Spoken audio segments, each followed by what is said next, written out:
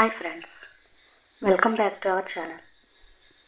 ఈరోజు మీకోసం మరొక సరికొత్త హర్రర్ స్టోరీని తీసుకువచ్చాను.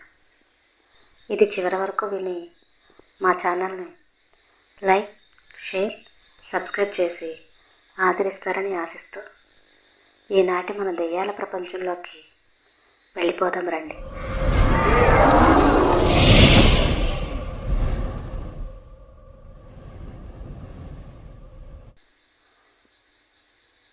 నా పేరు రఘు. మా ఊరు పెదవాల్టేరు. 1990లో కాకినాడలోని ఒక ప్రముఖ కాలేజీలో నేను డిగ్రీ చదివే రోజుల్లో నాకు ఎదురైన ఒక సంఘటన నన్ను చాలా భయపెట్టింది. ఆ సంఘటన తాలూకు అనుభవాన్ని ఈరోజు మీతో పంచుకుంటున్నాను. దయచేసి చివరి వరకు వినండి. అవి నేను డిగ్రీ చదివే రోజులు. మా కాలేజ్ పక్కనే ఉన్న ఒక హాస్టల్లో ఉండి చదువుకునేవాడిని. నాకున్న ఏకైక బెస్ట్ ఫ్రెండ్ కిరణ్. వాడంటే నాకు చాలా ఇష్టం. నేనన్నా వాడికి చాలా అభిమానం.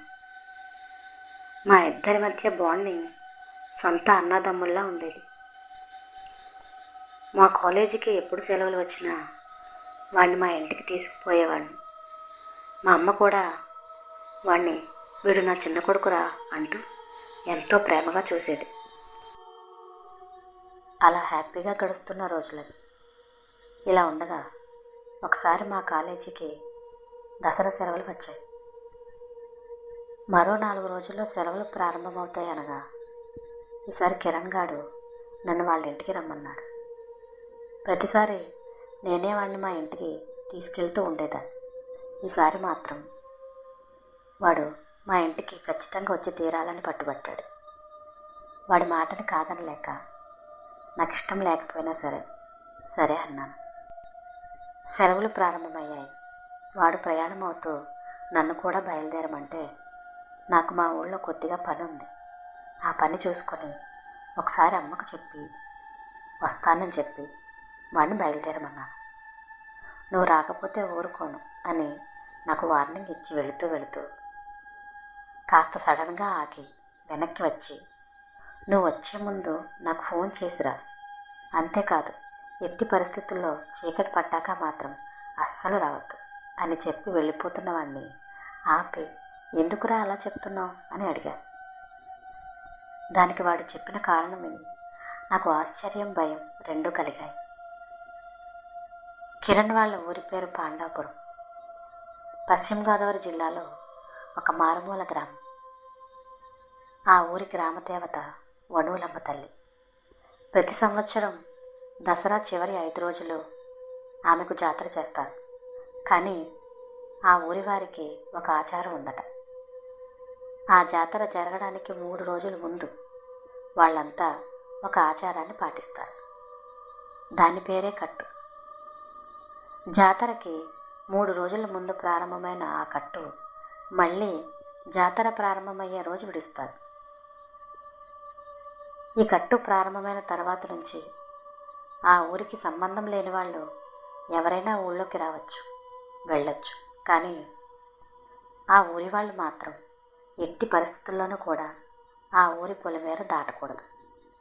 అంతేకాదు, ఆ 3 రోజులు సాయంత్రం దీపాలు వెలిగించాక ప్రతి ఇంటి తలుపు మూసుకునే ఉండాలి.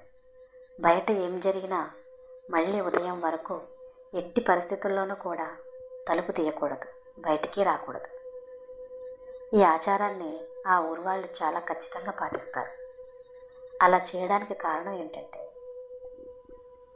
సంవత్సరం అంతా మొత్తం నిరంతరాయంగా ఆ ఊరిని కాపుకాచిన వారి దేవతైన వణువులమ్మ తల్లి ఆ 3 రోజులు ధ్యానంలో ఉంటుంది. ఆ సమయంలో ఊరి పొలిమేరన కాచుకుని ఉన్న మహమ్మారులైన దుష్టశక్తులన్నీ ఆ ఊళ్ళో స్వైర విహారం చేస్తారు, ముఖ్యంగా రాత్రిపూట అని వాళ్ళ నమ్మకం అని కిరణ్ చెప్తుంటే నాకు ఆశ్చర్యం అనిపించింది.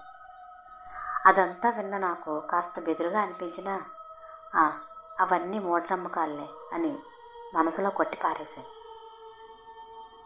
అలా చెప్పడం ముగించిన కిరణ్ వెళ్ళిపోతూ, గుర్తుపెట్టుకో, రాత్రిపూట అస్సలు మా ఊళ్ళో అడుగు పెట్టొద్దు అని మళ్ళీ భయపెట్టే ప్రయత్నం చేశాడు.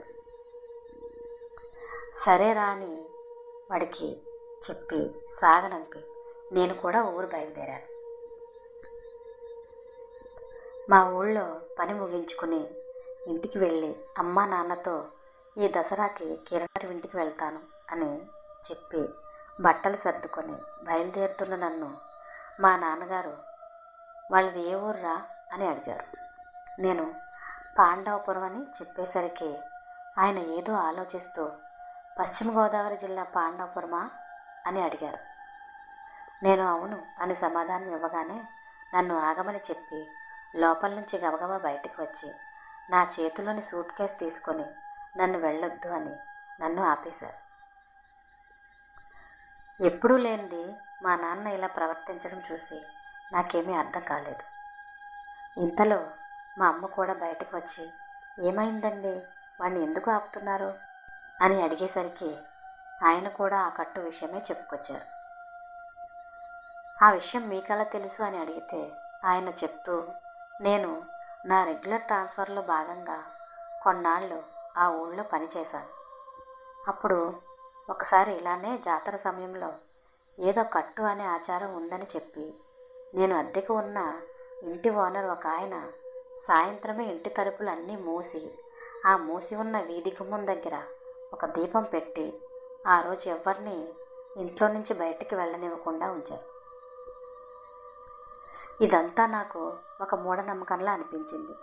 కానీ ఆ 3వ రోజు మాత్రం అలా దీపం పెట్టిన తర్వాత సరిగ్గా అర్ధరాత్రి సమయంలో ఉన్నట్టుండి ఎవరో తలుపు బాదడం మొదలైంది. నిద్దట్లా ఉన్న మేమంతా ఆ శబ్దాన్ని తుల్లిపడి లేచాం. ఎవరో తెలియదు కానీ తలుపులు ఆగకుండా బాదుతూనే ఉన్నారు.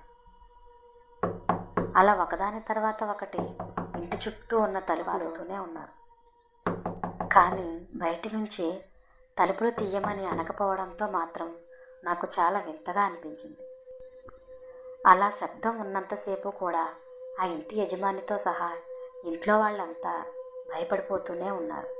నాకు ఇదంతా చాలా అయోమయంగా అనిపించింది. పోనీ నేను వెళ్ళి తలుపు తెద్దామా అని చూస్తే ఆ ఇంటి పెద్ద ఆయన నన్ను కదలనివ్వలేదు. ఇక ఆ రాత్రి మాకు కాళరాత్రి అయింది. ఎవ్వరికి కూడా కంటి మీద కొనుక్కు లేదు. అలా తొలిజాము వరకు ఆ తలుపులు బాదుతూనే ఉన్నారు. కానీ బయట నుంచి ఒక్క మాట కూడా వినిపించలేదు. కొద్దిసేపటికి మెల్లగా తెల్లవారుతుండగా ఆ శబ్దం ఆగిపోయింది. ఊపిరి బిగబెట్టి వారు వణికిపోతున్నా కాస్త మెల్లగా ఊపిరి తీసుకుని బయటకు వచ్చారు. వెలుతురు ఆ తలుపుల సందుల్లో నుంచి కనిపిస్తుండడంతో ఆ ఇంటి తలుపులు తెరుచుకునే ఉన్నాయి. అందరూ బయటికి వచ్చి చూస్తే అంతా నార్మల్గా ఉంది. కానీ దొడ్డి గుమ్మంలోంచి బయటకు వెళ్ళిన ఆ ఇంటి యజమాని భార్య పెద్దగా కేకలు వేస్తూ ఏడుస్తూ పరిగెత్తుకు వచ్చి ఇంటి మధ్యలో కూలబడింది. అందరూ ఆమె దగ్గరికి చేరుకొని ఏమైందని అడుగుతుంటే ఆమె ఆ దొడ్డి గుమ్మం వైపు చూపిస్తూ భయపడుతూ ఉంది. గబగబా ఆ దొడ్డి గుమ్మం వైపు వెళ్ళి చూసిన మాకందరికీ అక్కడ కనిపించిన దృశ్యం చూసి వెన్నులో వణుకుతుంది. గుండె దడదడ కొట్టుకుంటూనే ఉంది. విన్నారు కదా ఫ్రెండ్స్, అక్కడ ఇంటి ఓనర్ భార్య ఏం చూసి భయపడింది? రఘు వాళ్ళ నాన్నగారు చెప్పినట్లుగా కిరణ్ వాళ్ళ ఊరు వెళ్తాడా వెళ్ళడా? అసలు కిరణ్ వాళ్ళ ఊరిలో ఏం జరుగుతుంది? ఇవన్నీ తెలియాలంటే పాండవపురం పొలిమేరలు పార్ట్ 2 కమింగ్ సూన్.